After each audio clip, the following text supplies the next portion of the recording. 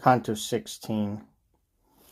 O insignificant nobility of blood, if you make us glory in you here below, where our affections are ephemeral, I will not ever think it strange, for there, where appetite is never warped, I mean, the heavens themselves, I gloried in you too. You are indeed a cloak that quickly shrinks, so that, if we do not add to it day by day, time trims the edges with its shears. With that you, which had its origin in Rome, in which her offspring least preserved by use, I once again began to speak, and Beatrice, who stood somewhat apart, smiled like the lady who discreetly coughed at the first fault inscribed by Guinevere. I began, "You are my father, you prompt me to speak with bold assurance, you raise me up, so I am more than I. My mind is flooded by such rivers of delight that it exults, it has not burst, with so much happiness and joy. Tell me then, beloved stock from which I spring, who were your ancestors, and say what were the years written in the record of your childhood. Tell me of the sheepfold of St. John, how many people lived there, and who among them were worthy of its highest offices." As embers leap to flame on a puff of wind, I watched that light become resplendent at my respectful and persuasive words. And as it became more pleasing to my sight, so, with a voice more sweet and gentle, but not in this our modern tongue, he said, "From the day Ave was first spoken until the birth pangs by which my mother, now blessed, was lightened of me, her burden, this fiery star came to its lion, 550 times and 30 more, to be rekindled underneath its paw. My ancestors and I were born just where the horsemen in your yearly race first come upon the farthest district. Let that be enough for you about my forebears. As to who they were and where they came from, it is more modest to be silent than to speak. All who lived there then, fit to bear arms, and who dwelt between Mars and the Baptist, amounted to a fifth of those who live there now. But the city's bloodline, now mixed with that of Campi, and Certaldo, and Filene, was then found pure in the humblest artisan. Ah, how much better would it be had those cities which I name remained but neighbors, had you kept your borders at Galuzzo and Trespiano, than to have them in your midst and bear the stench of the lout from Aguillon and of him from Signa, who already has so sharp an eye for graft. If that tribe which is the most degenerate in all the world had not been like a stepmother to Caesar, but kind as a mother to her son. There is one, become a Florentine, who is in trade and changes money, who would be sent straight back to Semifonte, where his granddad scoured the country. Montemurlo would still owe fealty to the Conti, the Cerchi would be in the parish of Acone, and the Buondelmonti might remain in Valdigreve. Intermingling of peoples has ever been the source of all the city's ills, as eating in excess is to the body.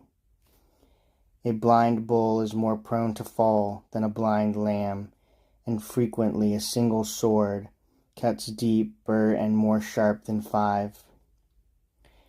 If you consider Luni or Bassalia, how they've ceased to be, and how Chiusi and Senegalia soon will join them, then to hear how families come to nothing will not seem strange or difficult to grasp, since even cities cease to be. All your concerns are mortal, even as are you, but in some things that are more lasting this lies hidden, because all lives are brief. And as the turning of the lunar sphere covers and endlessly uncovers the edges of the shore, thus does fortune deal with Florence. Then it should not seem strange or marvelous to you to hear me talk of noble Florentines, whose fame is buried in the depth of time. I saw Ugi, I saw that Catellini, Filippi, Greci, Ormani, and Alberici, illustrious citizens already in decline, And I saw as great as they were ancient Del Arca alongside Della Sanella and Soldanieri and Ardinghi and Bostichi over the gate which today is weighed down with such burden of new and unspeakable treachery that some cargoes soon shall be hurled from the ship. Live the Ravignani, from whom Count Guido and all those who since have taken their name from the noble Bellincione are descended. The Della Pressa already knew the way to rule, and in their house the Galagaio already had the gilded hilt and pommel. Great already was the stripe of fur, great were the sacchetti, Giocchi, Fifanti, Barucci, Galli, and those who blush because of the bushel. The stock from which the Calfucci sprang was already great, and already called to the seats of power were Sizii and Arrigucci. Ah, and what glory I saw those, now quite undone by pride, and the golden balls made Florence flower with all their glorious deeds. Thus did the fathers of those who now, whenever your church needs to fill the bishop's seat, fatten themselves by sitting long in council.